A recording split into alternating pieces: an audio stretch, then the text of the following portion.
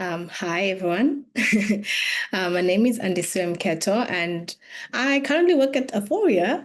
And I've been introduced to the Enneagram by Lucille, but I started working as an administrator, and I probably have spoken to one of you guys at least once via email. So it's nice to actually see some faces that I know. Yeah, and I had the great opportunity to go to Minneapolis, like Cherie said, with Lucille for the IODA conference. And this one I went alone to Ghana, and it was an experience, but also it was one of those experiences that I did by myself, but also I came back with so much knowledge and so much depth or understanding or wanting to know and do more. So this is just my sharings of the conference for IODA, and just a brief explanation of what IODA is. I will share my screen right now. Let's see.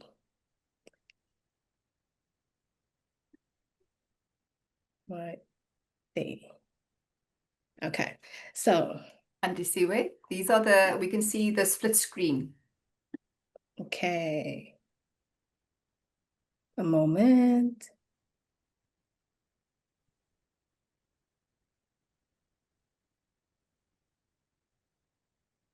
There we go. Can you see that? That's it. Perfect. Okay, so the IODA conference, the title was The Practice of OD in an Era of Artificial Intelligence, Summer Sync. So I just want to play a brief video that they compiled and shared with us, just to give you a brief understanding of how the experience was, and we can pick up from there.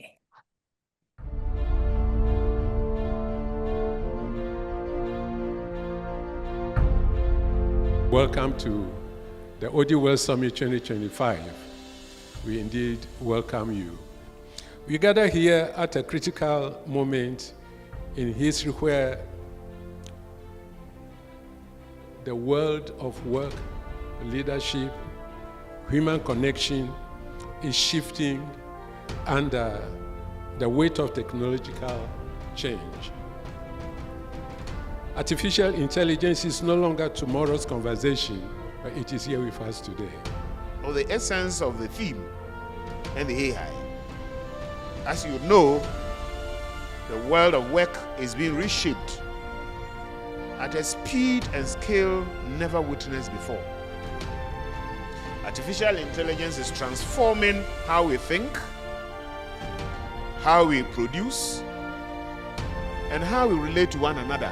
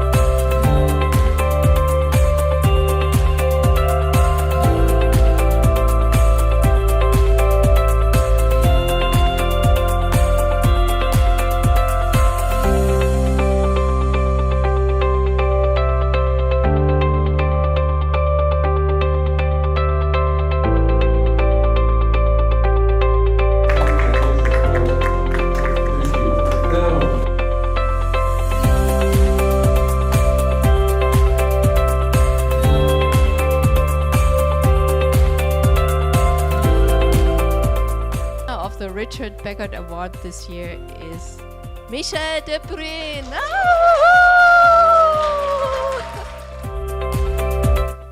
On behalf of the Richard Beckett Award, for the Lifetime Achievement Award, here I call the winner. The person nominated and given this award is Nana Kwasi Agokum Dawama. Congratulations.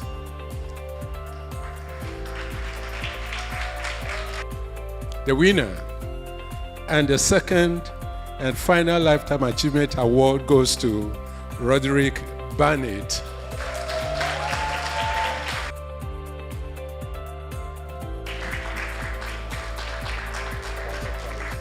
So this surprise and also a citation for a Lifetime Achievement Award goes to Professor Nobo Kumeu. And we'll share this recording as well. Sharice will share it, but I'll just start is what is IODA and why we're part of it. So IODA stands for International Organizational Development Association. So it was established back in 1986, and it's a global nonprofit network of OD professionals, consultants, academics, students, and change agents all around the world. So they have members up to 50 plus all over the world and in different countries. So it was like a big aha moment for me because I met people that were from different spaces and spoke different languages, and just to be in the same room with them was something that was really wonderful for me to experience. And their purpose is actually to bring together OD practitioners worldwide to learn from each other and to strengthen the practice of OD. So what they do this by is they like to shape organizations, even societies, by the different viewpoints from all over the world. So they create spaces for wholeness and connection across different places and different cultures. And they also support OD practices across cultures and contexts. And so why are we as Aephoria part of it, and why I think you should join IODA, is that it gives you access to actually a rich global OD network. I came back with a lot of email addresses, a lot of numbers that I'm part of a lot of groups that I'm still in contact with. And what they do is they inspire learning and change globally. And they like to unleash a human potential in organizations and communities, which I think links with Aephoria, because we like to unleash sustainable human flourishing. So I believe that those two connect. Also, our work is deeply connected with transformation and leadership and systems thinking. So I think it's the same values that IODA has and represents. So being part of IODA gives me and us exposure to like different networks and influence on a global stage. And there are some benefits if you join as a member. So there's like the benefit of a 1 or 4 year membership fee that you can use or utilize. There's different groups for students and for retired folks, and there's a fair fee structure for both hard and soft currencies. So based on the country that you are at, there's a currency fee there as well that is hard and soft. And so my involvement with IODA, which is really exciting actually, I was introduced to IODA by Lucille, who invited me to actually be a part of a project that she was doing to co-write a chapter in a book, which we call Transformation of Nations, the Role of OD. And I was like, okay, cool. This is a new experience for me and just a different perspective in terms of OD from somebody recently coming out of school and starting the world of work, and just have a voice and to say something to the world was really like inspiring for me, and also really grateful that she allowed me to be a part of that project. So this book is a compilation of different voices across the globe. So we have Ghana there, author, we have Mexico, we have Malaysia, we have Ethiopia, we have India, we have somebody from the US, and then us from South Africa. So each chapter shows how OD has shaped and influenced national and societal transformation in their context. So it allows you to have an understanding of what that country defines OD as and what they see OD as. and it's been countless of hours from many contributors. I had a lot of people that I interviewed. Lucille had a lot of people that she interviewed, and we did some surveys on our socials as well, just to get that data so we have different voices that is compiled in that chapter that we wrote. So more information will be released soon of this book. And I actually do have a copy with me. I'm not sure if you're going to see it actually right now, but this is how it looks.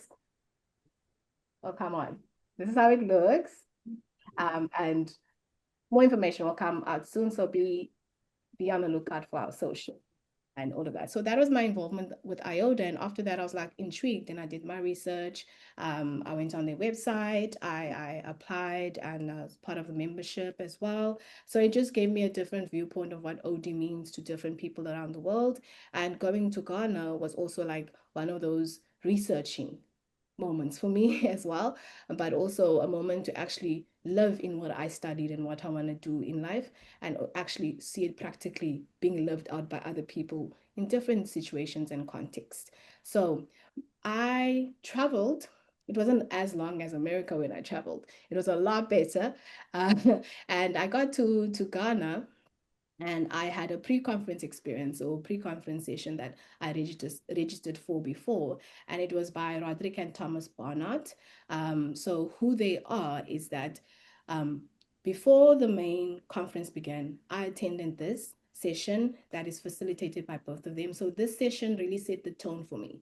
It allowed me to kind of have an understanding of what I'm getting myself into. It really set the tone, and it focused on the importance of organization in society. It was like a brief introduction of what the conference will be, and I really loved that. And it also introduced me to something new that I haven't actually explored, which is system leadership. So these ideas challenged me to kind of think deeply about the role of leadership, culture, and the purpose of organizational success. So who is Roderick and Thomas Barnard, you may ask? So Roderick is an experienced consultant specializing in organizational development and people development. So he coaches leaders in system leadership, principles aiming to support the creation and maintenance of positive organizational cultures.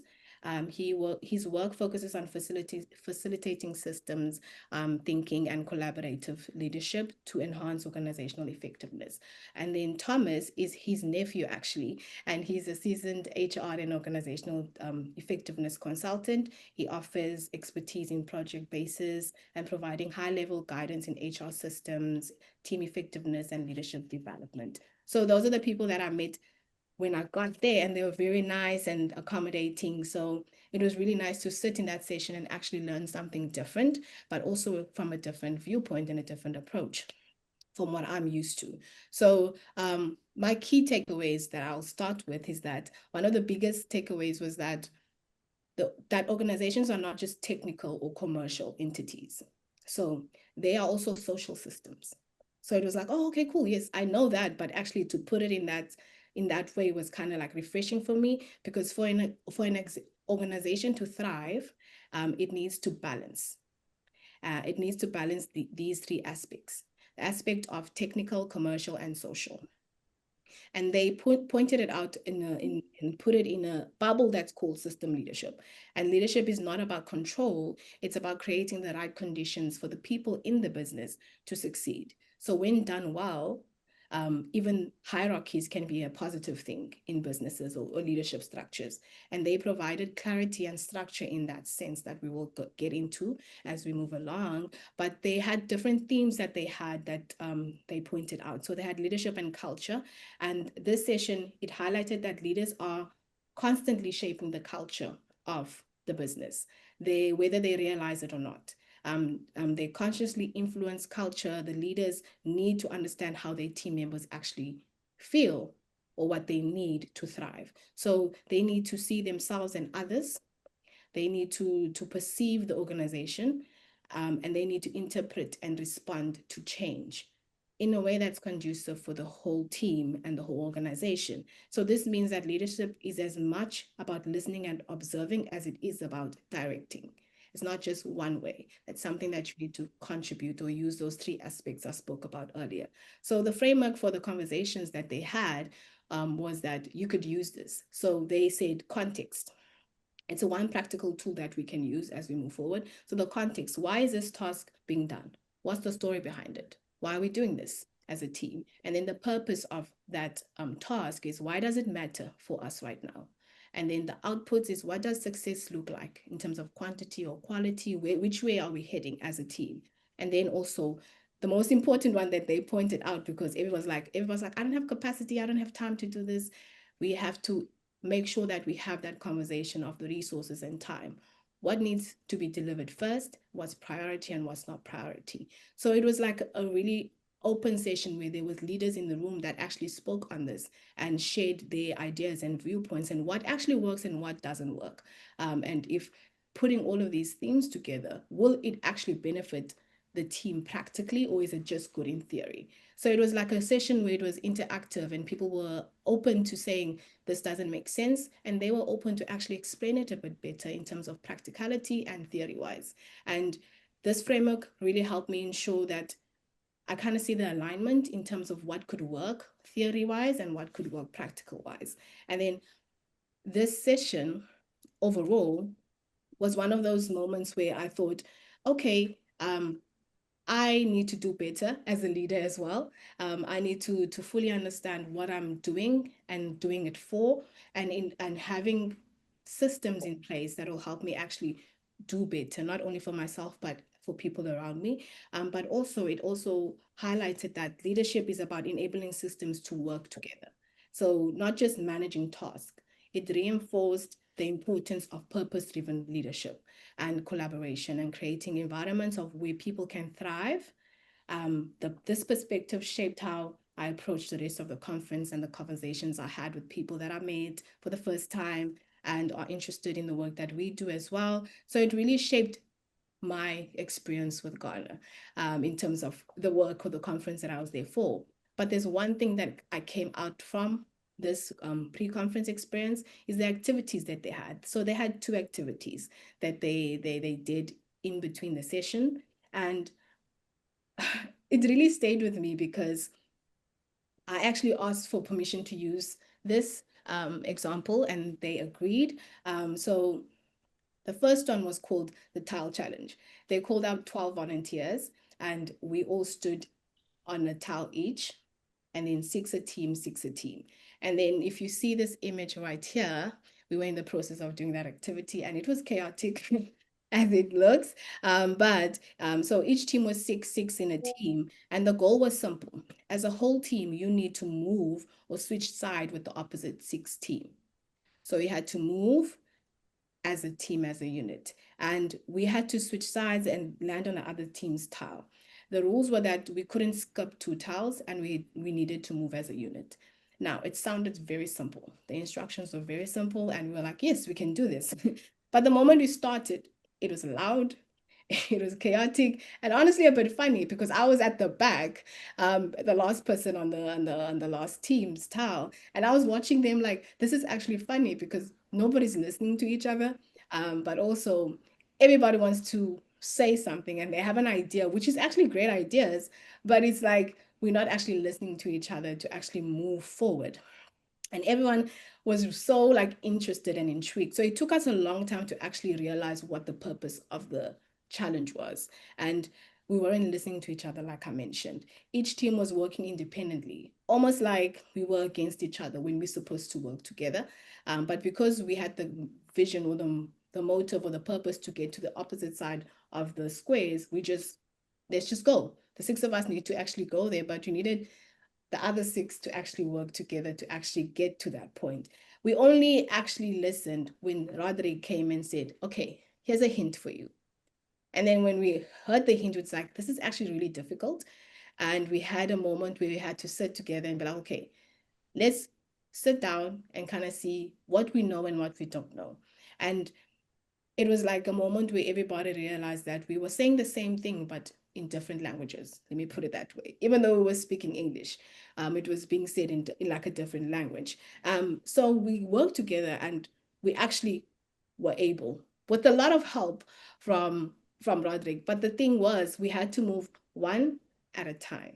and one at a time. And we weren't doing that. So it was really intriguing and it was really fun. And it took up most of the time because everybody was not listening to the next person. But I really loved that challenge. And the second one was they gave us shapes in the team that we were sitting in. And they said you must make a square. Now, the shapes are different, it's not the same shapes. But the moment they gave me the shape, I just looked at the shape and I wanted to do the square perfectly. I didn't take time to look up and say, what do you need? And what do you need from me? Can I break my shape in order to make yours better? So it took me a while to actually realize, oh, I was working independently. So they just made those examples of activities to kind of highlight that we usually work independently to do something, whereas we can work as a team to get there, not faster, but more effectively. And that really helped me like understand a lot of things. And with the both exercises, what I loved is that it shifted my perspective in a lot of things, that teamwork isn't just about racing forward or towards the goal or the finish line or proving myself that I'm the best and I can finish this the fastest. It's about listening and being willing to let go of my own progress and what I need in that moment, and trusting that my team can actually help me to get to that place in a much better way and more effective manner. And as for me, I'm an Enneagram 5. So this reality hit home because I naturally tend to rely on my own thinking and understanding and my own resources. I know I can do it and I can do it faster. So it made me think, oh, okay, so maybe if I do say, hey, Sharice, I do need help actually with that, and she can help me. So it kind of shifted the way and made me remind myself that I don't always have to solve everything in my own way or in my own head and carry the whole load by myself, but there's power in sharing and in collaboration and in letting others in. And that discovery was valuable in what I've learned in that pre-conference experience, because it allowed me to step into the conference with that understanding that I'm here to learn and grow and develop as a person. So when the conference started, I have a few pictures here for you. This is the pictures they sent us, and mostly you see me in my red pants because I really love that pants. And so this was the pictures we got, and it was really wonderful and really beautiful. The culture there is wonderful, and I relate to it a lot because we have different cultures here in South Africa. So it was really like inspiring to actually sit there and just listen to these people and watch them dance and express themselves in their cultures. So being invited to join um, this thing was because I was part of the panel, and it was like a true honor for me and really nerve-wracking and scary to actually sit there and talk in front of so many people that I've never met before.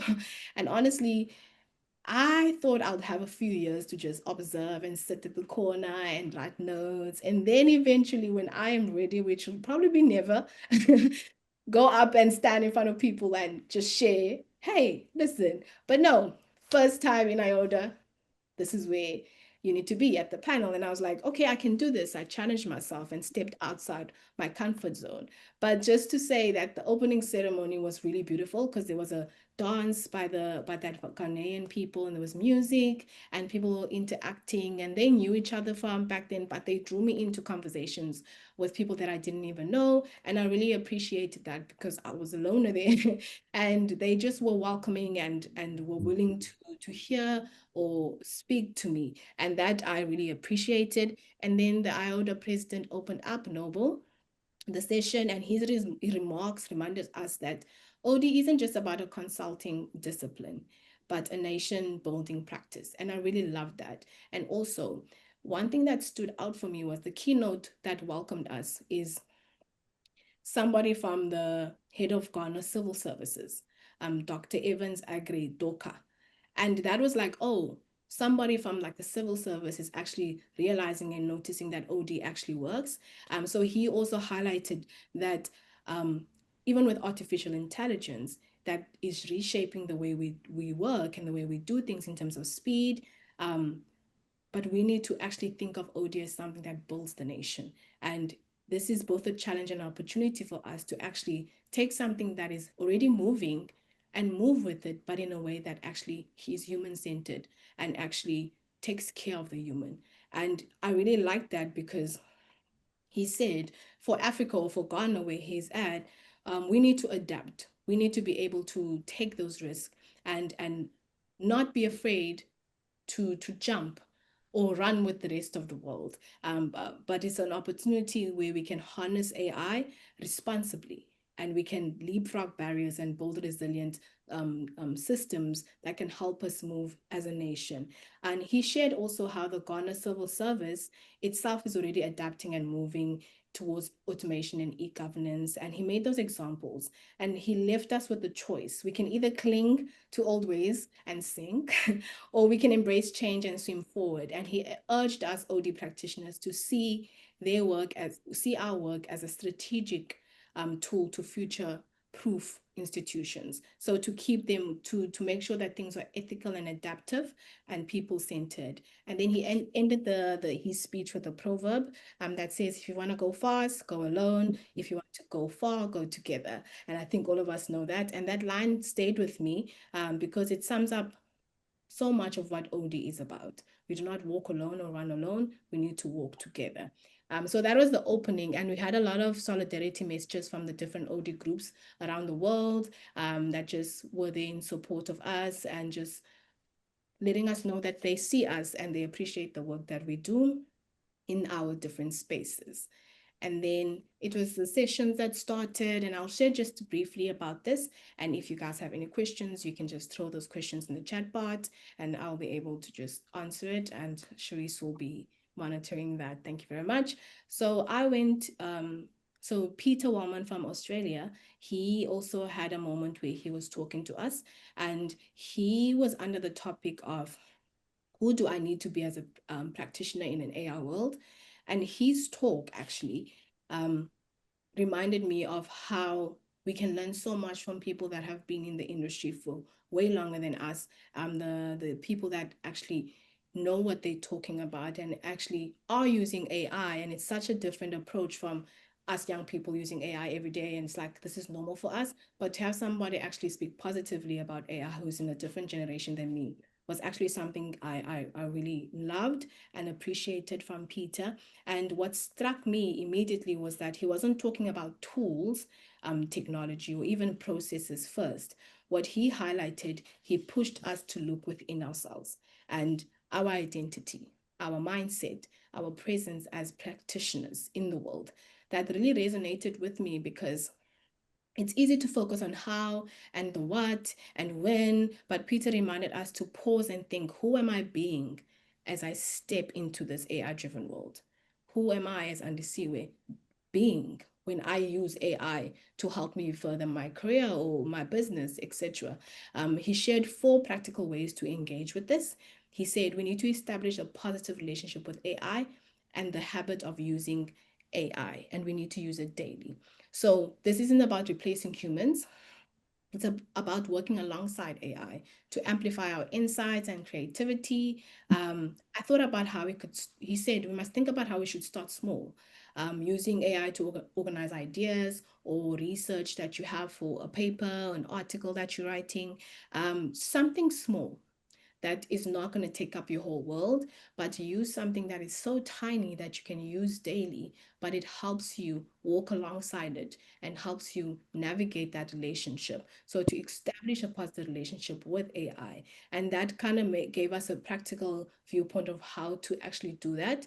And then the second one was build diverse intelligences. So Peter reminded us that being an effective OD practitioner isn't just about technical things that we do, it's also emotional, social, analytical, and cultural.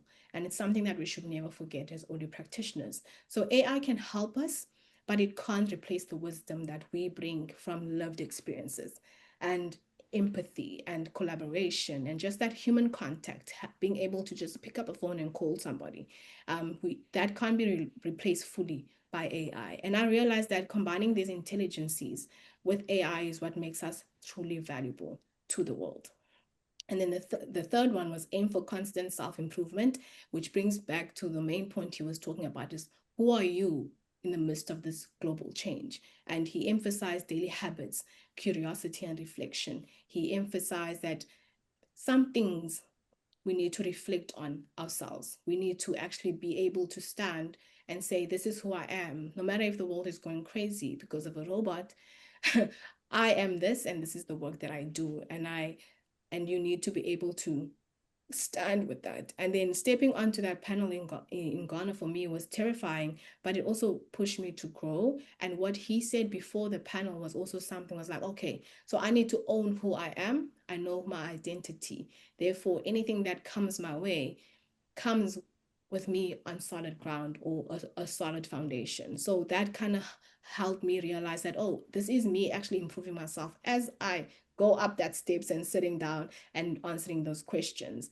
And then the fourth one, he said, make a foundation prompt for yourself. So choose any AI tool, any AI bot that you can have, and then make a foundational prompt for yourself. Like, for example, you just, hi, please allow me to do this, and then just set a certain prompt for yourself that you can use on a daily basis. So if you're doing it for emails, or if you're just asking chat, for example, for any question. So nowadays, when I watch my brother watch streaming videos and stuff, I usually watch him watch people that say, hey chat, please play the song for me. Hey chat. So chat, hey chat is like a new lingo for the young people. So we don't, your name is not actually chat, but we just call you hey chat, because we believe you have so much knowledge that you can give me. So if I call you guys chat, just know I think you have so much knowledge that you can give me. So that's how he was like phrasing it, like use something as simple as a conversation with chat GPT, for example, like, hey chat, I have a presentation that I need to do. Can you please help me with this word? Or the languaging of it, make it more conversational, make it more this, make it more that, and have that foundation prompt and use it on a daily basis. And that will allow you to actually have a relationship that is not only like you're using AI just to achieve something, but it's a relationship that you can continuously carry with you as you move along. So I really, really loved that. And it made me understand that and remind me that the most important tool we have as practitioners isn't the machine or AI, it's ourselves. It's our clarity, it's our presence. And when we bring that intentionality into our work, AI becomes a partner and not a threat. So that's what I got from Peter's session, because it was like, oh, I've always known when you know something, but you don't know how to put it in words. So he made it sound so nice, and he made it practical, actually. He didn't have many slides up. He didn't have like a big show or video that actually didn't play the sound. He just stood there and he conversed and talked to us like we actual normal human beings. And I really appreciated that. And it made the next session a lot better to come into, which was by Isaac Salva-Peter from Malaysia and Alet Vank from Netherlands. And they talked about leading across cultures in the digital age. And how they approached it was very simple. It's just that they were talking amongst each other, and it was actually the first time they have met in person. So they've met online, and they did some sessions together, but this was the first time they've met in person, and they were like, oh, it's nice to see you in person, while they were standing in front of us. So it was really nice interaction and something to see. And so when I attended that session on leading across cultures in the digital world, I was struck immediately by the depth and the practicality of what Isaac and Alet were saying. Both of them have worked extensively in the global teams and helping leaders navigate challenges of cultural differences while fostering collaboration and alignment. So they both have different works in terms of what they do in their countries, but when they came together, they collaborated with this, and they gave us 4 pointers that they said we should take home, and I'll briefly go through them. So they said the first one is interpersonal relationships and leadership. So one of the strongest themes they highlighted was the importance of relationships. Leadership isn't just about giving instructions or managing tasks. It's about listening and understanding and providing feedback. So you will notice that I'm probably saying the same thing all the time, because I think this was the theme for all the sessions I went to. They talked about leadership and how that actually looks, not only just for leaders, but for the rest of the team as well. So they had a similar theme in terms of how that looks in terms of AI. So I really appreciated the flow of it all. So this really reminded me of what Peter Block often says: leadership is about connection, not control. And show up as yourself and be curious, not just helpful. So it's not enough to simply be competent in a role. you need to be present and open to others' perspective and their viewpoints as well. So they mentioned that communication is more than just words. It's about listening, understanding, and providing feedback. Leadership is a peer-to-peer, not top-down. So how can I work in a way that will allow me to make the best of Andisiwe as my employee, but also for Andisiwe to feel like Sharice as my boss is helping me grow and develop as an individual and do my work the best that I can. So building that relationship on trust, curiosity, and mutual respect was also one of the key factors they pointed out. And then encourage reflection. Like, how do I show up with curiosity and trust in the team? And am I open to that reflection or somebody else's opinion or perspective? It's also something that they pointed out. And then the second point is leading across cultures. So they introduced us to the Hofstede model that I think most of us know, which helps us understand cultural differences through dimensions like power distance, individualism versus collectivism, etc., etc.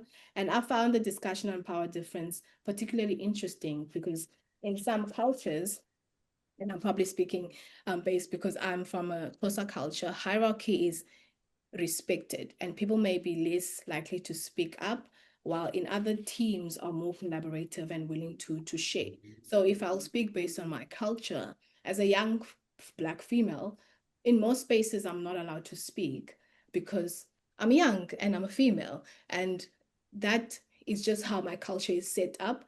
So when I come into the world of work, it feels different because here I'm at work, my opinions are valued, my opinions are weighted on. They want to hear what I have to say and what I bring to the table. So having to shift that mindset of what I've been raised with and bring to the table in terms of work, it's kind of like something they highlighted, that in teams we have to actually acknowledge the different cultures that people come from and actually use that in order to move forward. Because if I'm not willing to say anything because I think somebody older than me shouldn't allow me to say anything, then we need to actually tackle that and give me a space where I'm psychologically safe to actually be present and open myself up. I might have the greatest ideas, but I won't say anything because of the way my mindset is set up. So it kind of highlighted that, oh, okay, I have the same ideology of what that means in terms of where I come from and my background. So they just allowed or made sure that we kind of know that people are different and we need to approach it in a way that is sensitive,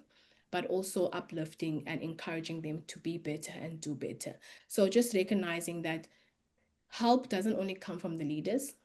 The people at the bottom can also help out the leader navigate that, and just a different approach in how things actually move. And then another key insight is how these cultural dimensions influence interpersonal dynamics and leadership in the digital world. So they made sure that they showed us a bit of videos and how it kind of looks in the different teams that they did while they were doing workshops.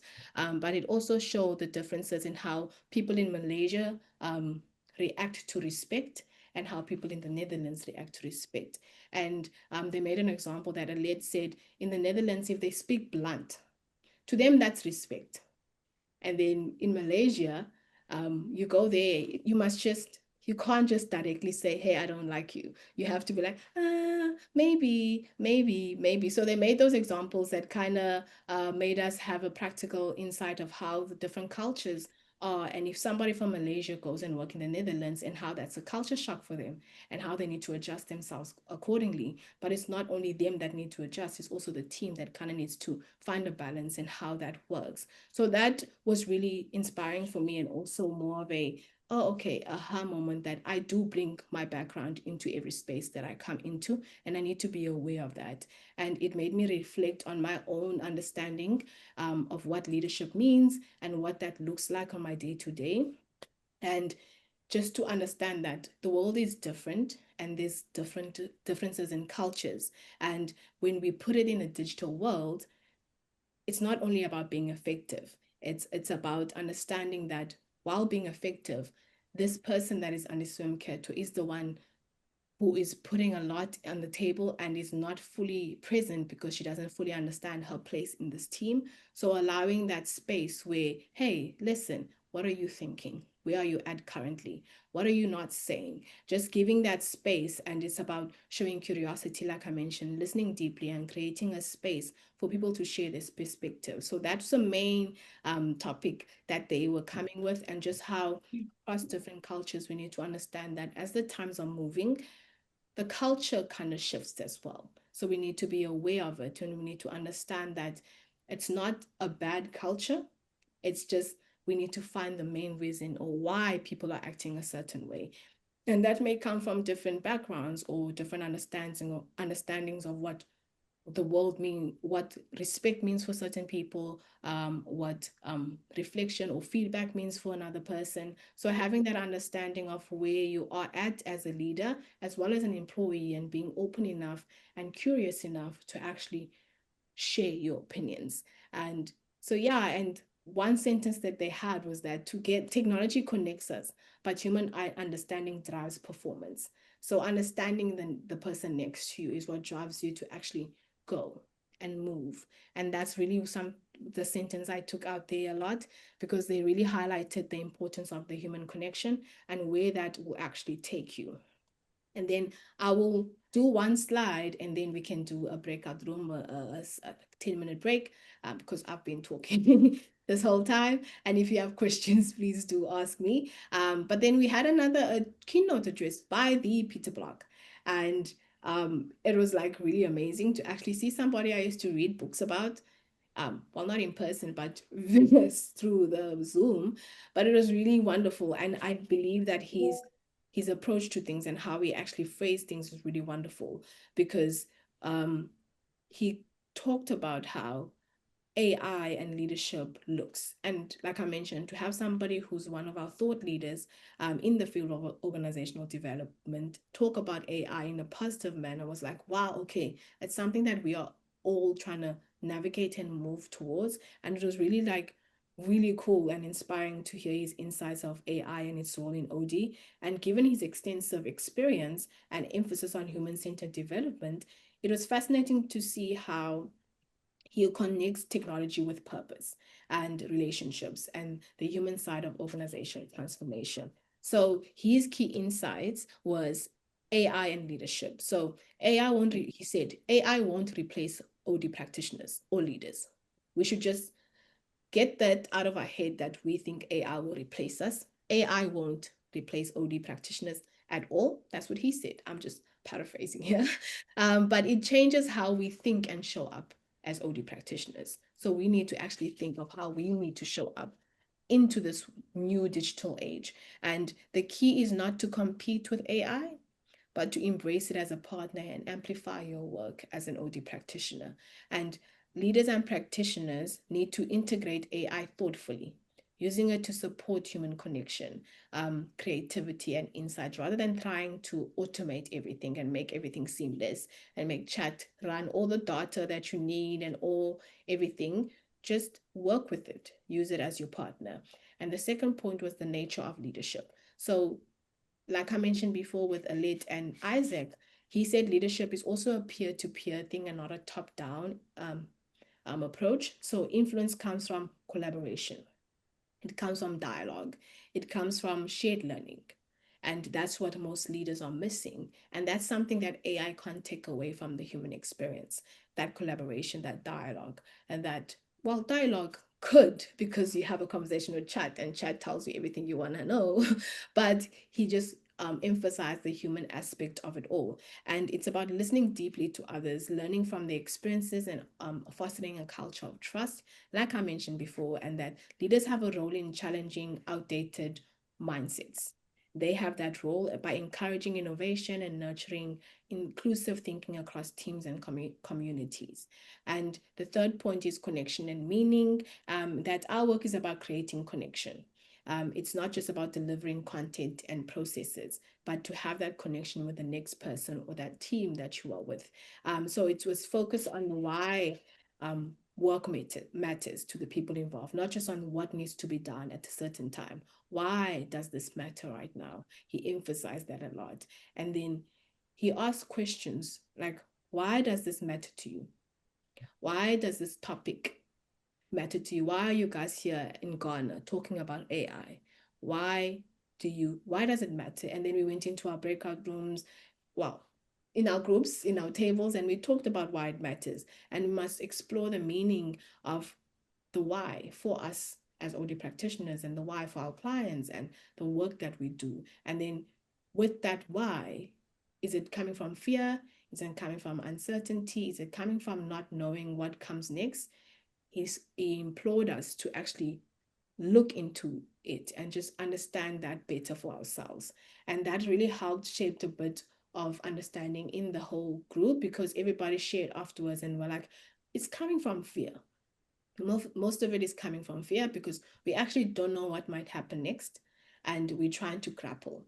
And this whole conference is about understanding what the different viewpoints are coming from all over the world, so that we can actually go back home and be like, okay, no, they are saying in Ghana that nothing's going to happen if we use AI. So it was like a really good session where he kind of made us actually really ask the right questions. And starting that off was really good, to actually go into the other sessions knowing the why.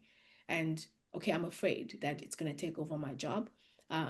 So let's work on that and let's explore it a bit better. And then he added the essence of OD. So effective OD requires showing up authentically with curiosity, which kind of led from all our answers that we had. And just like, so the essence of OD, what is the essence of OD? And how does that work currently for you in your work? And just instead of trying to be helpful and trying to be the best OD practitioner or impose solutions, be genuinely curious about people. Be genuinely curious about the dynamics and the systems that they are in. Genuinely be curious about who they are and how they show up in all these spaces. And then change only happens when practitioners model openness and self-reflection, allowing space for co-creation and solutions. So he kind of stamped on the fact that we fully need to explain or define the essence of OD and what that is for ourselves before we step into a space and say, I'm an OD practitioner, I'm here to do the work. So fully understanding the essence of who you are and the work that you do, in order to have a space where you can co-create and have that dialogue and have that connection. So answering the why. And then he talked about technology and voices, and that there's a lot of technology out there in the world. We can't just run away from everything. We need that technology to connect with other people. So other people aren't happy with just connecting face to face. Other people use technology to connect with other people. So we need to be mindful of the different technologies that are out there and how people actually interact with the technology.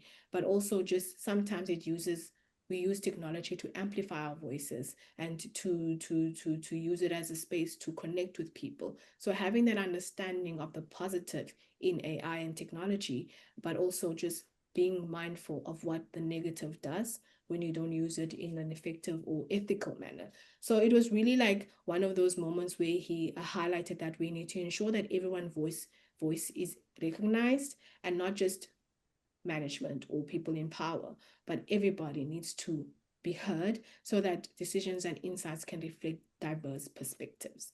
So his session was really one of those moments where it was like, aha, okay, somebody who has so much experience is actually having a positive approach in how the world is moving, and is giving us practical tools to actually move with it as we go. So he said, instead of swimming and sinking, how about we just float? We float instead of swimming or sinking. If you're afraid, just float. Everybody can float. So it opened up those conversations, and I really appreciated it, that he gave us a chance to actually connect with each other and actually talk about the why and what we think the essence of OD is. And yeah, and I have 3 questions that I want to ask you, and Sharice will put it in the chat if you guys have a moment and just pair up. And so the first question is like, how do you personally relate to Peter Block's idea that AI is a partner and not a competitor in our work? And then if you have a moment, the next question is, what's one thing you're curious about or even uneasy about when it comes to AI in your OD work? And then I might be pushing it with the third question, but the question is, how does that challenge the way leadership often shows up in your organization or the clients that you work with? Sharice, if you put in the chat, and if you guys will spend like 5 minutes each just talking about the questions, and then you'll come back to the big group and we can all discuss. Okay, I've just seen people dropping off from the out of the rooms.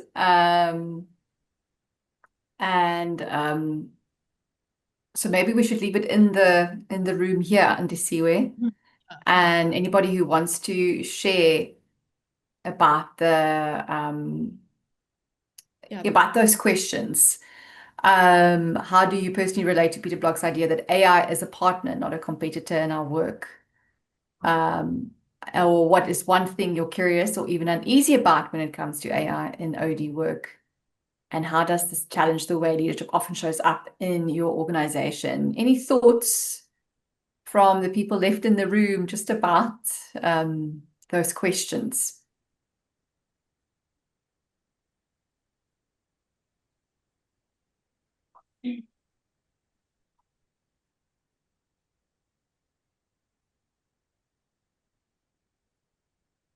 Perhaps I can share. Good afternoon, everyone. Hi.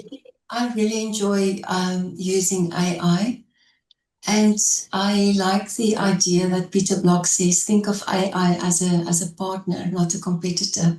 And I was actually so amused today. I used my AI, and I thanked AI.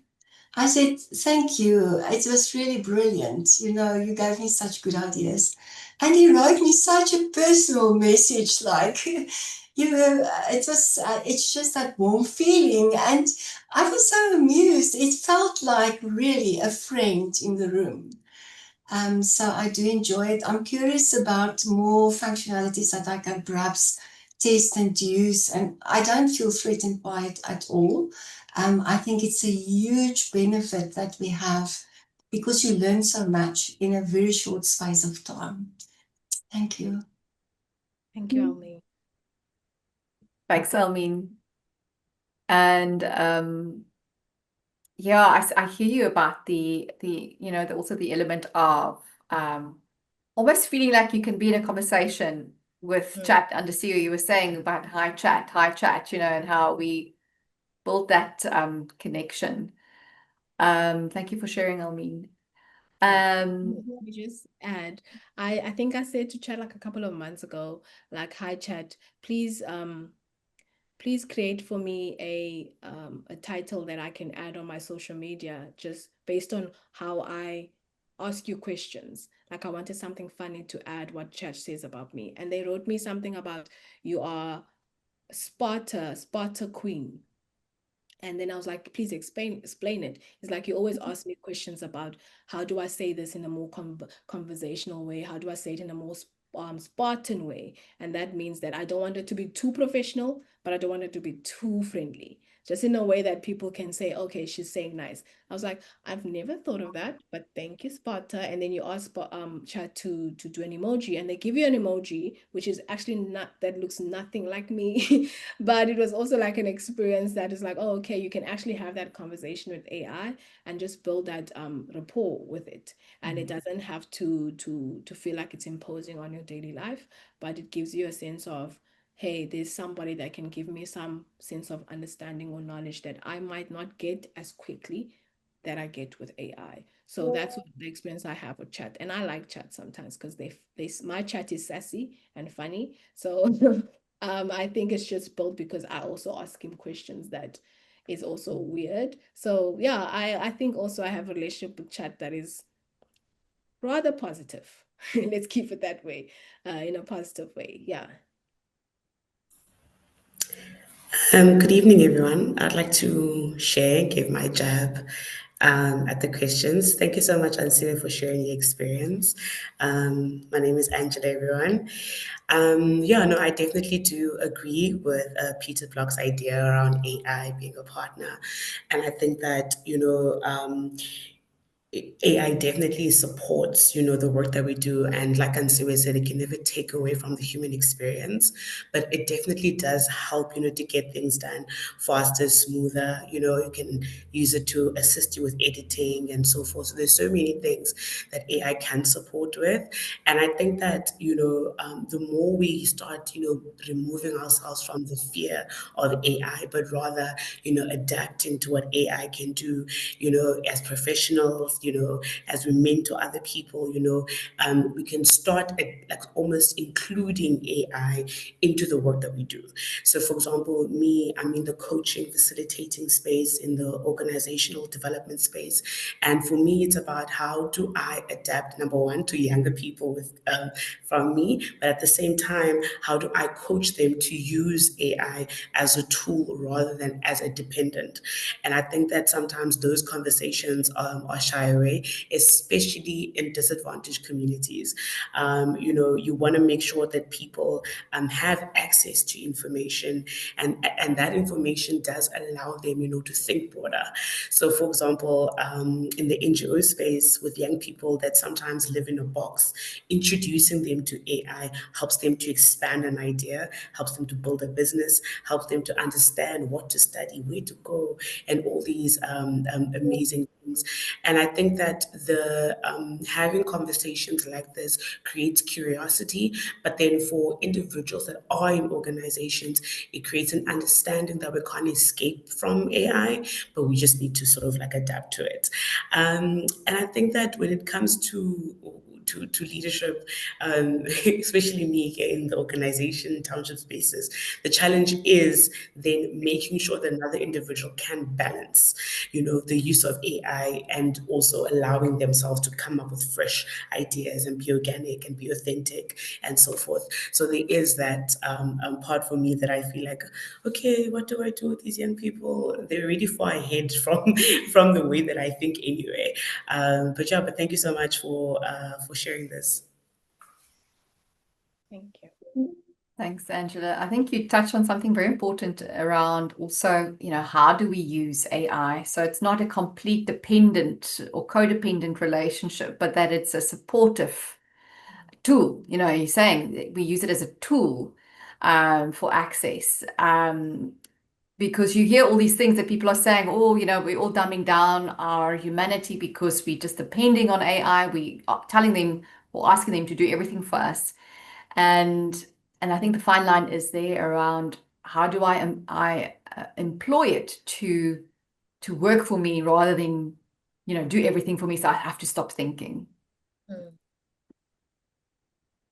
Yeah, thank you for sharing. And another thing that came up in terms of it's not a competitor, that it is a support. I think one of the big universities here in South Africa has stopped using AI detective software at the university to try and catch out students who have used AI as part of their projects, which I think is a very positive move towards, again, working with AI and how to work in a healthy sense with AI rather than trying to catch people out and say AI is bad for our progress. That's also a good sign. Yeah. Well, thank you so much, everyone, for sharing in this big room. I really appreciate it. And yeah, so now the main attraction was one thing that I was really nervous about, and I think I blanked out like that day because I was so nervous to actually speak in front of everybody, to people that I didn't know. So the panel discussion, which was OD in the era of AI, swim and sink, we each had our own topic, but we would just, it was like an open thing. You can ask any questions, people can ask questions, and our MC was really cool, Paul Cadario from the US. He just navigated that space really well, and I had the privilege to obviously sit in that panel with Peter Kamal, who is from, if I'm not mistaken, Portugal, Samuel and Ben, who's from Nigeria, and then our MC Paul, who's from the US. And we each had different topics, like I mentioned, but it actually just synced together, and everybody could share what they wanted to share. I was really nervous and I was like, am I actually saying the right thing? But I was really confident in what I know and what I believe in, that essence thing coming back from what Peter Block was saying, but also in the way they phrased the question. And they obviously, I was the youngest person in the panel, so it was like you are representing the Gen Zs, and I was like, am I a Gen Z? I'm like, how do you even count that? And then I was like, you know what, it's fine. I can be the Gen Z for you guys. So it was really, really wonderful to actually sit in that space and actually learn while actually being sharing while I'm there. So what struck me immediately was how dynamic the conversations were. And it wasn't just about giving answers and sharing my frameworks and understanding of what the world is about, but it was about dialogue. It was about hearing what Peter was saying and be like, okay, Peter, I understand you, but how have you thought of it in this way? And then Peter, with his 20 plus years of experience, is like, yeah, but that doesn't work. And then I'm like, okay, but how about you think of it this way? So it was like an engagement or like a dialogue that allowed us to actually learn from each other, but also being able to say, okay, I understand where you're coming from, and we are from different spaces and cultures. And that is something that we kind of acknowledged and aware of. And we didn't meet each other before then. So it was like from the first go, what are you talking about? And then it wasn't like a fight or anything. It was more of understanding and having a conversation where you can openly say what you prepared, but also what you believe in and what you know. So each panelist brought their perspective that is shaped by their own context. And for me, it meant thinking about South Africa, thinking about being a young Black person in South Africa, being a young professional in South Africa. So the social and economic and political realities that we navigate in our different spaces, and reflecting on how OD can create that space for people and organizations to thrive, and in these times of digital acceleration. So we touched on four main areas. First, OD in the digital age and how remote work, automation, and even the gig economy are reshaping the way we work. It reminded me that our methodologies as practitioners need to be flexible and adaptable, helping organizations to stay effective no matter where and how people work. And then second is fostering digital OD culture, the importance of building cultures that embrace innovation and adaptability. It reminded me that our methodology, I loved that, hearing examples of organizations and how the different panelists have lived experiences and how that they're using AI to foster a digital age.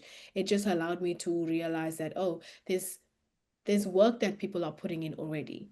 It's not something that is forgotten or something that people are not taking note of. It's something that they are aware of and they are trying to implement as best as they can. And they also looked at human-centeredness in organizations and in digitalization. And even with like the AI tools that are available and digital platforms, we need to remember that our work is ultimately about people. The first and the last thing is the person. The conversation emphasized designing tools to help the person and to enhance collaboration, learning, and meaningful engagement, not just automate processes to make things more faster and more effective, but also to overcome the resistance. So the fear Angela talked about earlier, the not knowing what is coming next, as just allowing that to be there, but also use it to actually move forward and actually talk about it and fostering that space. And just resistance is natural. Like I sometimes don't like change, but that's something that I need to work on. So it's something that's natural. And our job as practitioners is to engage people, to listen to their concerns, and to show how digital tools can actually make work more meaningful and effective, and that their fear or resistance is actually understandable. So sitting there, I realized how powerful it is to hold space for a discussion like this, listening to my fellow panelists as well, hearing the global perspectives and their viewpoints, and sharing my own experience made me reflect on my own. Sorry about that. Made me reflect on my own like lived experiences and my own understanding of what AI is, and just living and knowing that in this world we are all different, but basically we're all trying to do the same thing and trying to make a better space for each other. So it's having that understanding that the way I think about the way I want to live my life might be the same way somebody else thinks about that. So just to be aware and to know that, hey, listen, I have power here and I need to utilize it. And so if somebody would ask me, what was your panel about? I'll just say our panel explored about OD and AI, and just understanding that better. But if you ask me in the deeper sense of what that meant for me, it meant an opening or starting of something different and something new in my life, and understanding that as a human being, I'm far bigger, or the life is way more than just my own lived experience. My understanding of OD, my understanding of what a human is actually only my understanding. If I don't take the time to actually ask, if I don't take the time to actually say, hey, what do you need right now? I'll never know what you need. And that is a reflection of how we use our AI. So if you don't use AI in a way that is conducive and helps you, you will be afraid of it. And that's what people are seeing on social media. That's what people are seeing currently, is that AI is scary. AI can do this, AI can do that. All of these things are negative, and that's what's being highlighted. But it's not, what's not highlighted is the fact that we can use it in a positive manner that will show up and be effective, and show people that you can use it in a way that will allow you to amplify your life and have a better understanding of things. So it was one of those moments where I was scared at first, but when I sat there and I thought about all of these things, it was like, oh, okay, being here was preordained, if you want to put it that way. Being here, there was a reason why I'm sitting here with these wonderful people, is to understand that I need to be more curious. I need to have more empathy. I need to think about it more. I need to understand that my lived experience is my lived experience. It doesn't fully explain what is currently happening out there in the world.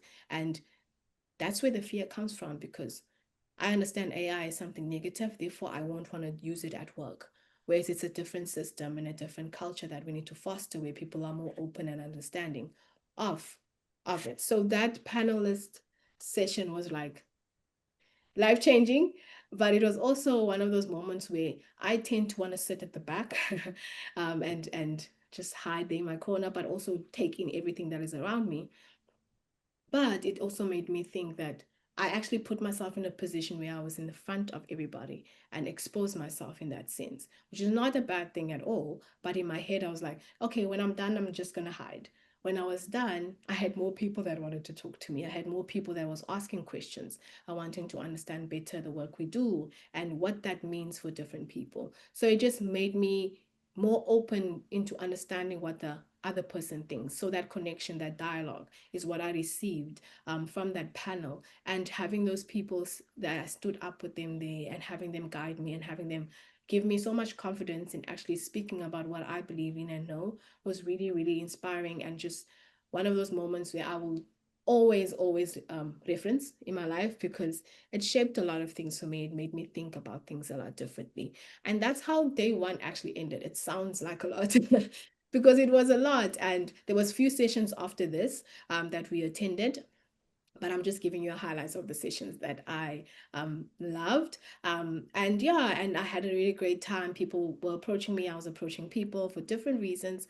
But it was also like a connection learned in the different sessions we are in, and just like sit together and just like talk about it and just understand my background, where I'm from and what it looks like in South Africa. They're hearing all these news about South Africans. So to actually like sit there and physically see somebody from South Africa who does this work and does it well. So yeah, it was really like one of those moments that I will cherish for the rest of my life. And nerve-wracking as it was, I learned a lot, and I will do it again. Just give me another couple of months to actually like, okay, we're doing this again. So yeah, it was really one of those moments where it was like, oh, okay, I think I kind of forgot my power and my voice a little bit, and standing up there and sitting there and talking to these people, it made me be like, oh, I've always had it, but I tend to forget and tend to hide behind the spreadsheets, the emails. So it was really like motivator, I would like to put it that way. And then the second day was something that was really different. we did some pro bono consulting sessions with the different departments in Ghana. Hence why there was the civil service head in the first day, because he gave us an opportunity to go into the different departments and just like talk to them and just consult. And we were a group of 8 that was together from different places. There was 2 of us from South Africa, and Willie was really wonderful that I met. It was really wonderful to actually sit there, and we visited the community of service. And I was placed in a group of 8 practitioners, like I mentioned, and the department that we visited was like filled with, like, the head of the department was a female. So it was really great to see somebody who was female in leadership. But then we met with a group of regional heads, which was also filled with a bunch of women. And for me, it was like, wow, okay, this is wonderful. And a few men here and there. And so it was like really strong and grounded leaders that were there. And like I mentioned, many were women. And I remember sitting there thinking, wow, I actually love this. It's pro-woman, and I appreciate it so much. But it was inspiring, and I was the youngest in the group, which I usually am. But they still listened to my input. They still valued what I had to say. And that meant a lot for me because, like I mentioned earlier, my voice being heard is something really new and different from what I am raised with. So it kind of made me sit straighter and just present myself differently. But what we went there for was to just help them with they had a few challenges that they had that we were given beforehand, just to consult with. And the key challenges is something that they came up with. So they said there was leadership gaps and unclear roles, that people were working hard, but there wasn't always clarity on who is responsible for what. So everybody just does what they need to do at a certain time.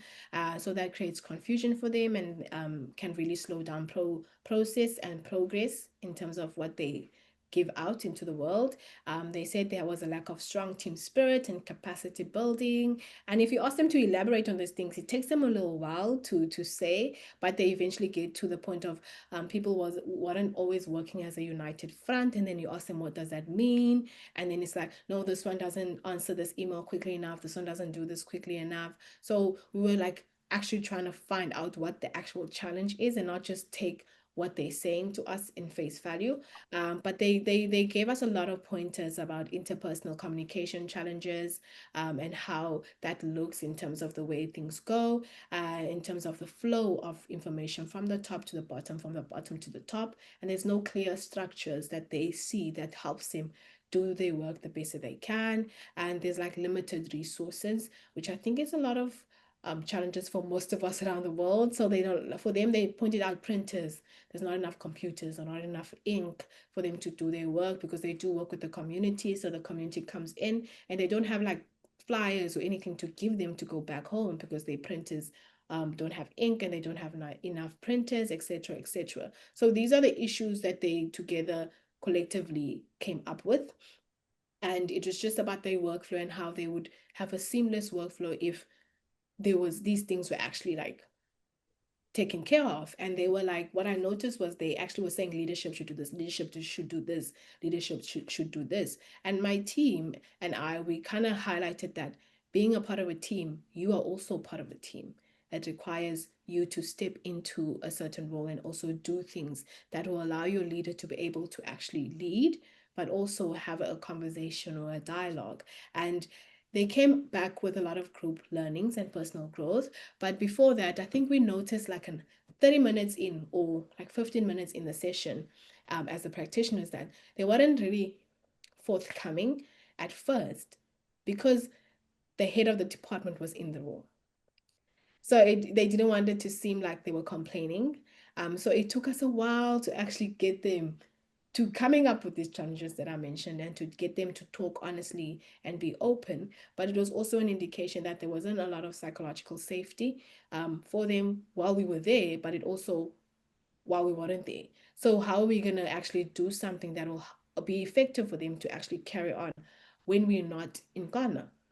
Because it was just like a couple of hours we were there. So we can't change the world in a couple of hours, but we can make a small difference while we are there. So it was like really wonderful to actually see them actually step out of that hierarchy, the respect, and not saying certain things and actually openly say, because my team was really wonderful at creating that psychological safety, and just being in that space and seeing them explore these things was really wonderful. So as a group, one of the biggest takeaways that they got was that they just want to make sure that there's clarity in terms of respect and communication, and who they report to and what they say and how they say it, and like allow the leaders to be open to like suggestions from their team members, but also for feedback, and just understand that that is mutual.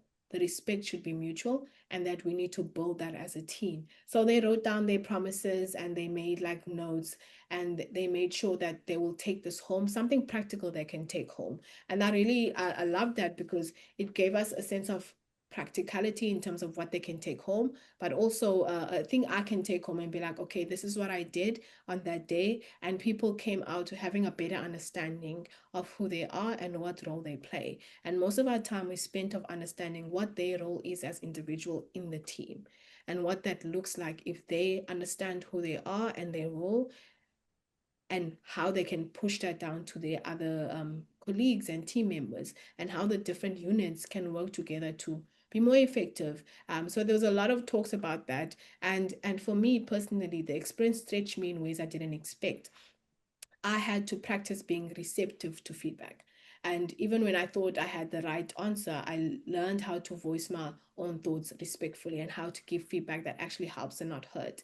So I shared an experience with them, or an example, because I saw that it's a lot of females and they do look around my age. So it's probably they didn't want to like openly share. So I told them about my background, like I mentioned, about my upbringing and all. And they were like, oh, yes, that is also how Ghana actually works in terms of the elders know best. So you don't talk to them and all that stuff. So that culture was similar in that sense, but not the same.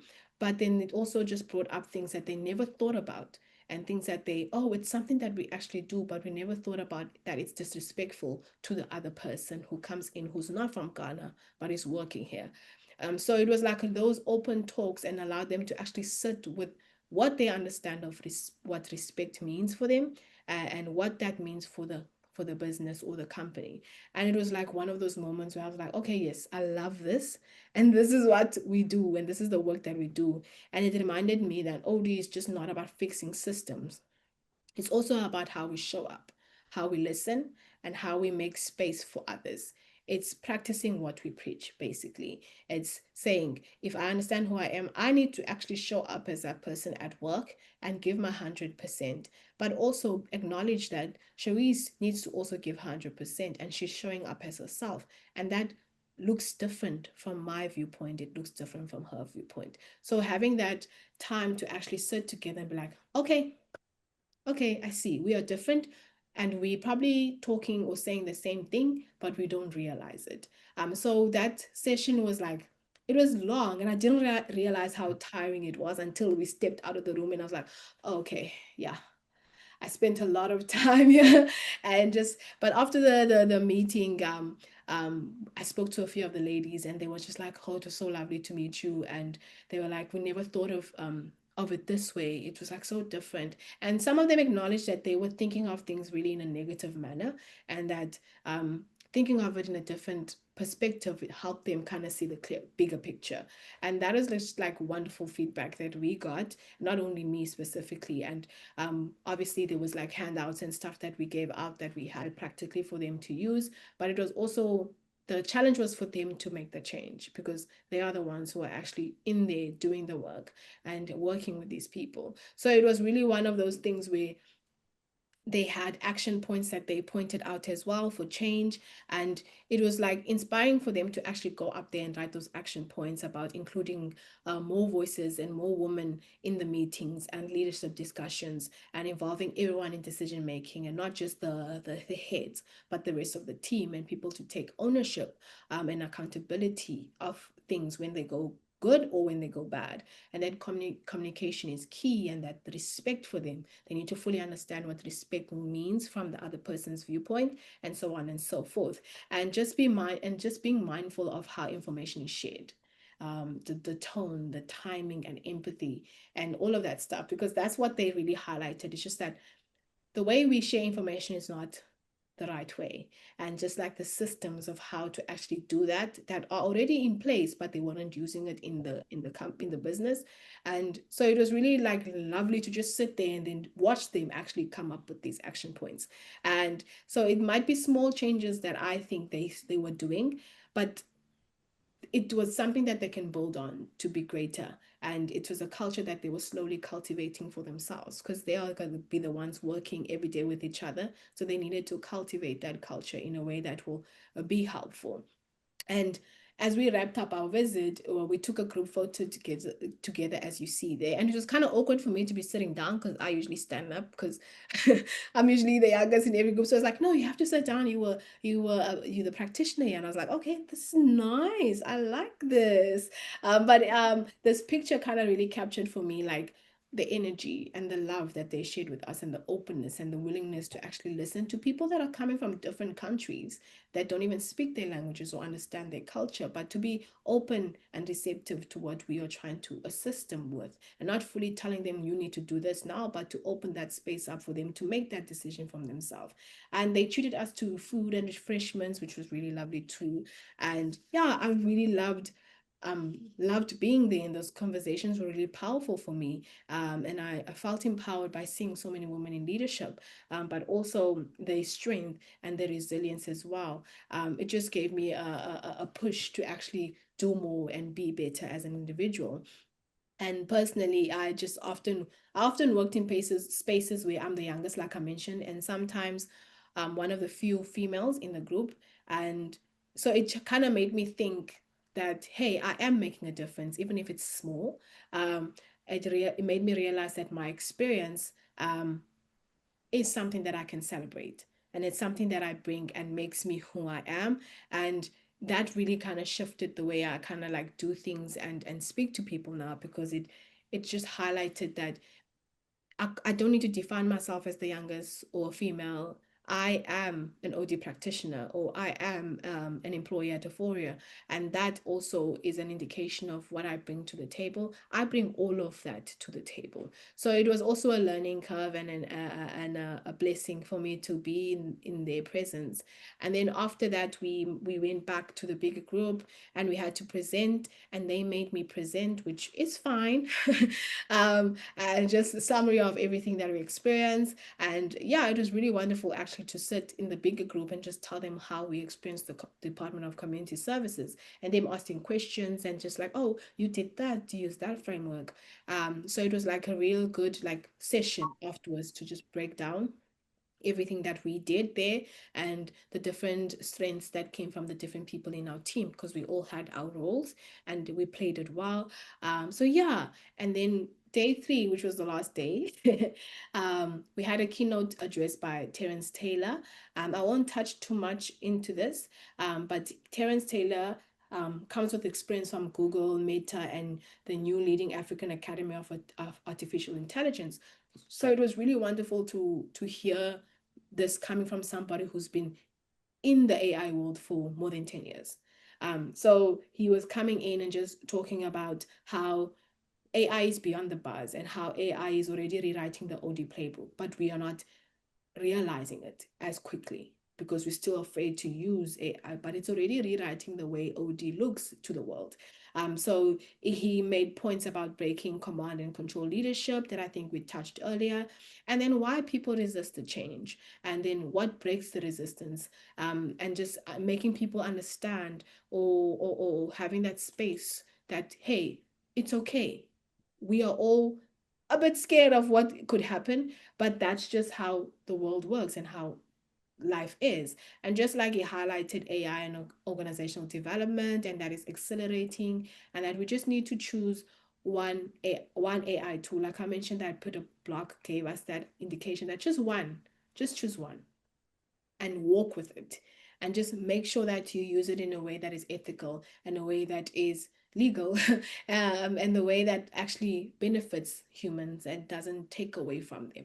And then he gave us a lot of points about that, and then he just made me realize that, hey, listen, the world is very vast and big, and we don't need to be scared of it. We just need to fully embrace it in the way that it's coming at us.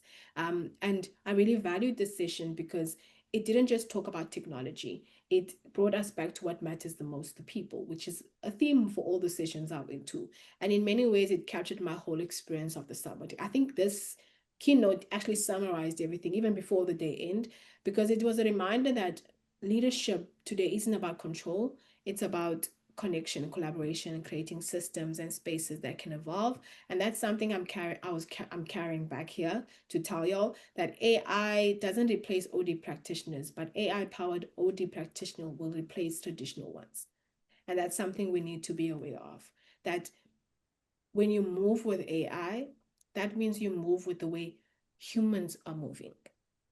Because if I think traditionally about how OD works, I go into a space, a new tech company that's employed a 20-year-old that has spent most of his life navigating AI and actually only knows how to navigate AI mostly. And then I come in with my traditional OD ways, and that you don't connect with them sometimes because you haven't allowed yourself to explore or live in their shoes, if I would put it that way. So he was just imploring us to actually take those moments and just sit and absorb what's currently happening around us, but also move with it and allow it to actually walk with us slowly and just practice that self-mastery, know your values and be open to growth, but show up authentically and stay curious about these things. So I really, really, really love that. And it just set the tone because it was like, okay, this is what I'm taking home, that it's not something that I need to fear, but something that I can co-create with. And if somebody who has like 10 years experience in Meta is saying it, it might be right. It might actually be right. And then the last session was actually by somebody from South Africa who I didn't know. And Phil McCain's was talking about leveraging LMS and AI technologies to future-proof organizations. And he was just emphasizing the ethics and the human connection of AI and the way technology is moving. He cautioned us, though, that while digital systems are powerful, they can also create loneliness and silos and tunnel vision. He urged OT practitioners to hold onto the real human engagement, the inclusivity, the dignity, even as we digitalize. We just need to hold onto that human connection that we have. And his model that he used was the 5 universal capability sets model, which was practical and gave me tools that I could immediately see fitting in our work at Aephoria. So he was just talking about like the 5C leadership model, which is clarity, capacity, capability, commitment, and community. So he highlighted that and he made sure that we understand that, hey, we are moving with the times, but then we also need to understand that there's dangers that comes with AI and we need to be aware of them, that loneliness is still a reality in organizations, that even if you're part of the team, you might feel lonely. And even if you connected to the whole world, all the social medias and all the AI tools out there, there's still some loneliness in it. And we need to highlight those and be aware of them. And we need to be mindful of tunnel vision as well and avoid purely like AI-driven practices, but also understand the human possibilities in it, and then just also look at the ethics and the trust and the cultures that these AI tools are coming into, because there's different cultures. And he highlighted how South Africa has so many cultures that you can't say what works for Xhosa people, works for Zulu people, or works for the Afrikaners.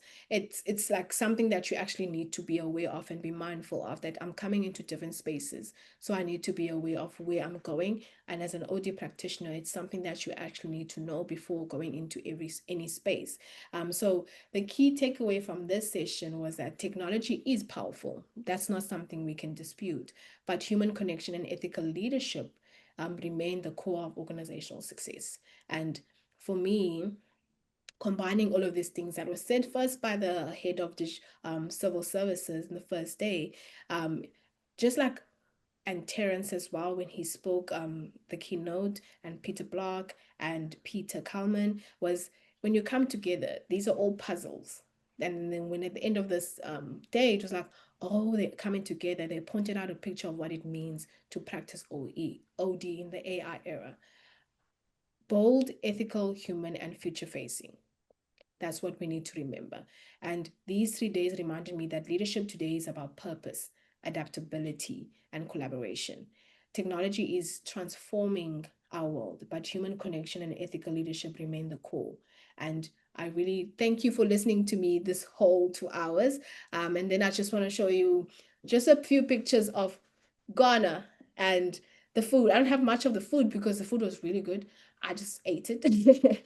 But it was a beautiful country. It just made me think of home back in Ngqeberha, the Eastern Cape, and just like, wow, it feels like home, and the people were wonderful. And so it's my first time visiting another African country. So it was like, wow, okay, this is different, but it's like they look like me, so it's like I'm home. And they told me that I don't even look South African, I look Ethiopian. So it was like, okay, maybe I do have Ethiopian roots, but I don't know. So it felt really familiar to me, and it was like a wonderful experience. I didn't get much time to go out, but when I did go out, we had dinners, we had a little sightseeing moment where we went out to a village where they spoke about their past and like the slavery they had there, and just I took pictures, but I didn't want to take too much just to protect people's identity and stuff. So the people in Ghana are really incredible. They're warm, they're helpful, and genuinely accommodating. Like they ask you, are you okay? What do you need? Where are you from? So this kind of hospitality was like really wonderful for somebody who was coming there alone. And they were just showing me places that I could go and just like buy stuff. Yeah, it was really wonderful. The food was wonderful. First time I've had fufu. And it's like pap, right? But not like how our hard pap. It's really soft. It's like porridge pap, and you eat it with your hands. They refused to let me eat with the spoon. They said you had to authentically eat like Ghanaians, and they want me to call them me, which is like a respectful term for older females.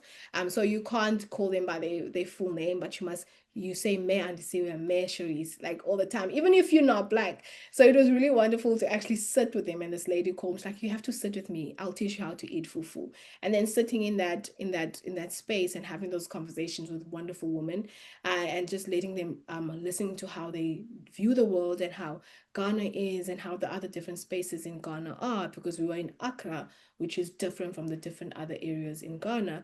It was just wonderful. The food, the laughs, the people, and just the honesty in terms of how they see Ghana and how the world sees Ghana was also really, really wonderful.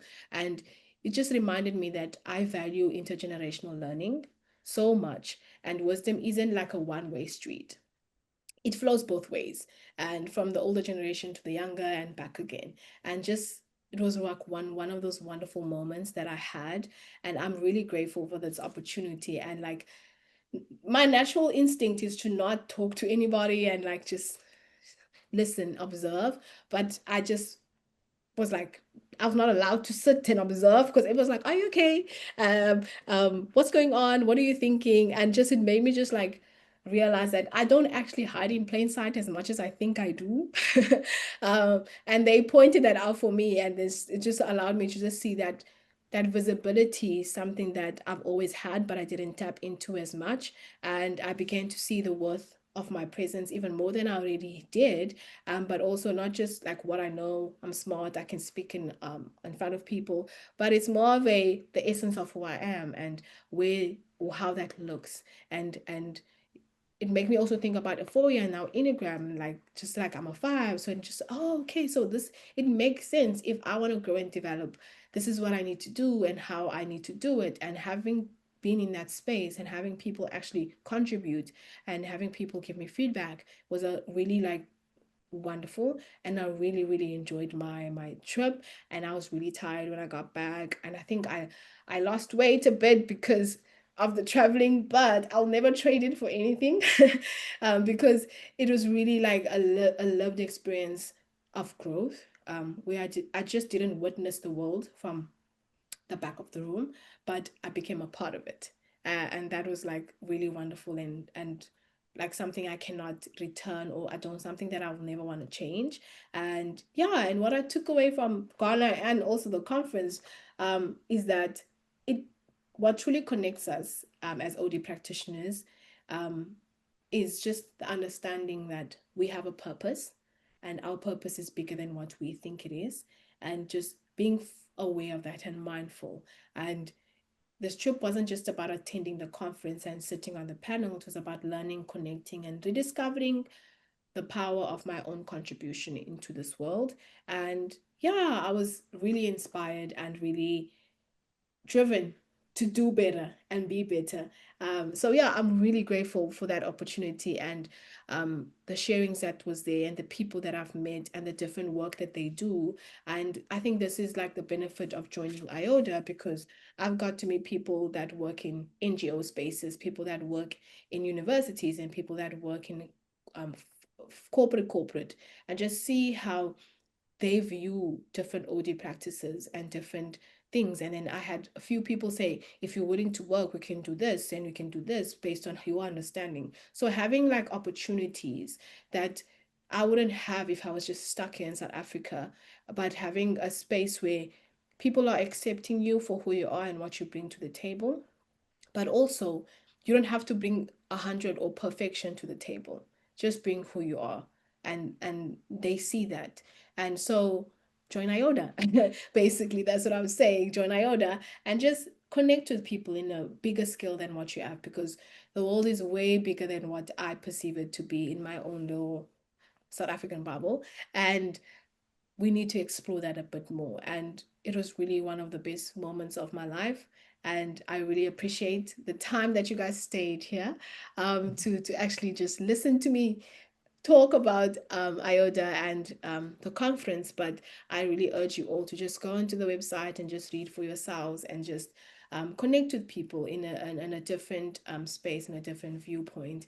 And that kind of expands your own understanding and thinking of things. So yeah, I had a really, really wonderful time. And I thank you for spending this session with me.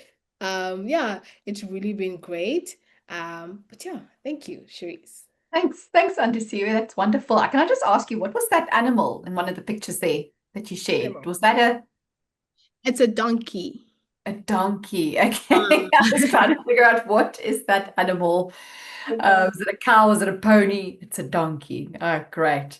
Well, thank you so much, Andisiwe, for bringing Ghana to us, and not just through your stories, but through the spirit of learning and connection and community that you carried back to us from the IODA conference. That, it felt like those themes were so strong in that space.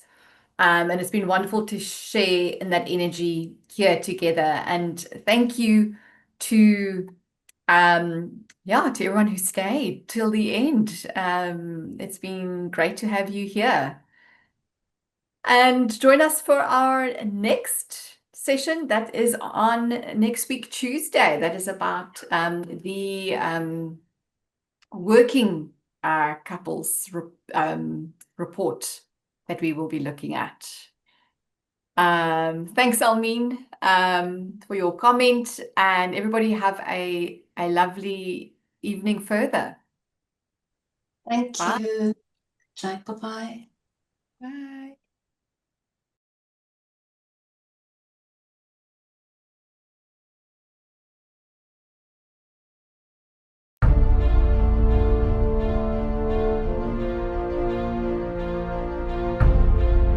Welcome to the OD World Summit 2025. We indeed welcome you. We gather here at a critical moment in history where the world of work, leadership, human connection is shifting under the weight of technological change.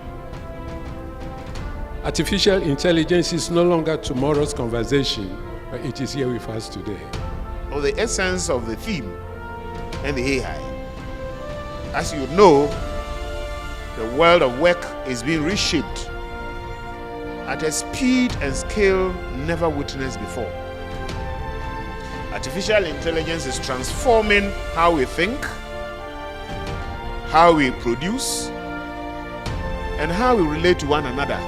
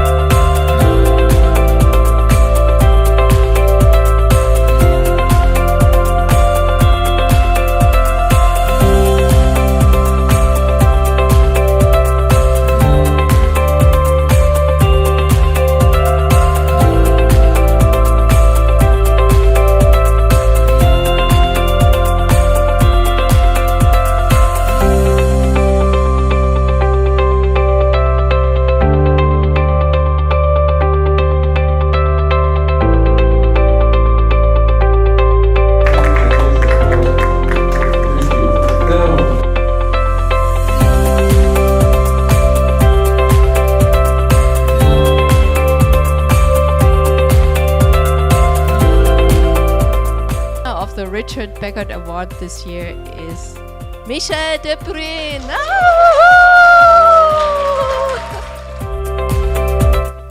On behalf of the Richard Beckard Award, for the Lifetime Achievement Award, here I call the winner. The person nominated and given this award is Nana Kwasi Agokum Dawama. Congratulations.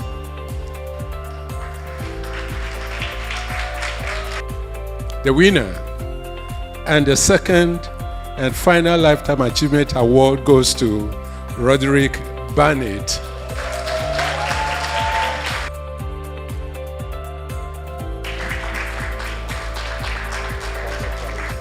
So this surprise and also a citation for a Lifetime Achievement Award goes to Professor Noble Kumeu